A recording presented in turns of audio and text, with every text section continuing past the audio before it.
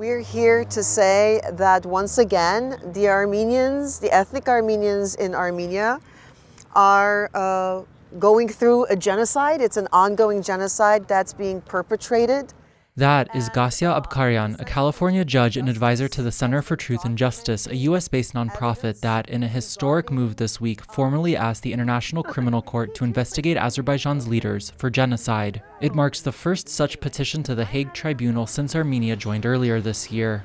The Center for Truth and Justice, I'm holding this up, has delivered a 100-page document with testimonial evidence of the ongoing genocide that's taking place in the Republic of Armenia.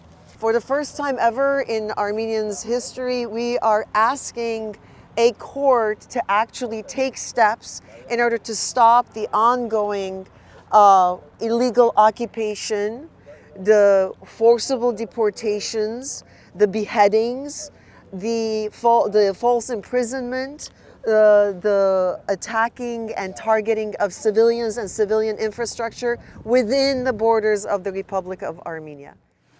CFTJ's petition refers not to Azerbaijan's military offensives in and around Nagorno-Karabakh in recent years, but rather to alleged atrocities committed by the country's forces within Armenia itself. In a series of incursions in 2021 and 2022, Azerbaijan moved to occupy broad swaths of territory in Armenia's east and south, taking control of at least 83 square miles of land, according to a CivilNet estimate. Those lands, including areas directly next to nearly 36 communities, remain occupied to this day. Joanna Freevitt, an international human rights lawyer who is working alongside CFTJ, says what makes this case different is how clearly Azerbaijan's leaders have telegraphed their intentions. So ethnic cleansing and genocide, the intent is the difference, right? So for ethnic cleansing, the perpetrator needs to want to remove the people from the land.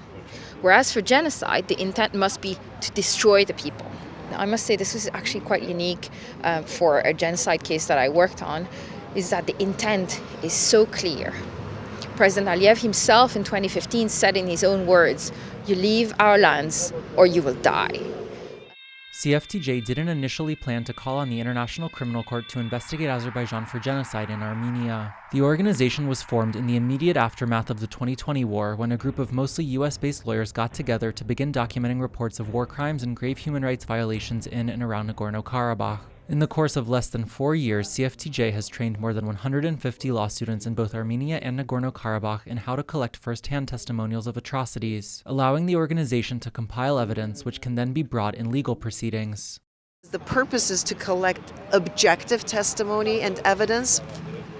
Attached to it is forensic evidence, because Armenia does not have that tradition, because it's a country that adopted its methods from the Soviet system, and independent investigation does not exist in Armenia.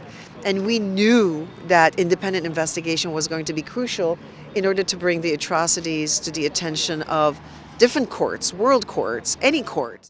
Then, after Azerbaijan began occupying parts of Armenia itself in 2021, the organization expanded its focus and, in the end, came to the conclusion Azerbaijan's actions within Armenia could be considered an act of genocide. And when Armenia moved to join the International Criminal Court last year in defiance of repeated and unusually strong warnings from Russia not to do so, CFTJ immediately understood an important new path to justice had opened. So it's a very shocking thing for Armenians, 109 years later, to come back and say there's again a genocide happening. And I think the striking difference is that this time there is a court whose job is to deal with it. So this is really a unique chance to do something differently. CFTJ's petition is already in the hands of the International Criminal Court, which is now expected to open a preliminary examination of that evidence. After that, the court can choose to open its own formal investigation into Azerbaijan's leadership. Based on the results of that investigation, the tribunal could then move to charge Aliyev and his inner circle with genocide. In the meantime, Gasya Abkarian and other members of the CFTJ team say they will continue to gather new evidence in their quest for justice and accountability. It is unbelievable to me that I have to come here holding this document and claiming a second genocide. That is appalling. It should be appalling to all people, not Armenians alone, to all people. If the Genocide Convention has any teeth, it is to stop what is happening right now in Armenia, to stop the ongoing process of this genocide. And that's why we're here today. And I can't imagine having to come back again.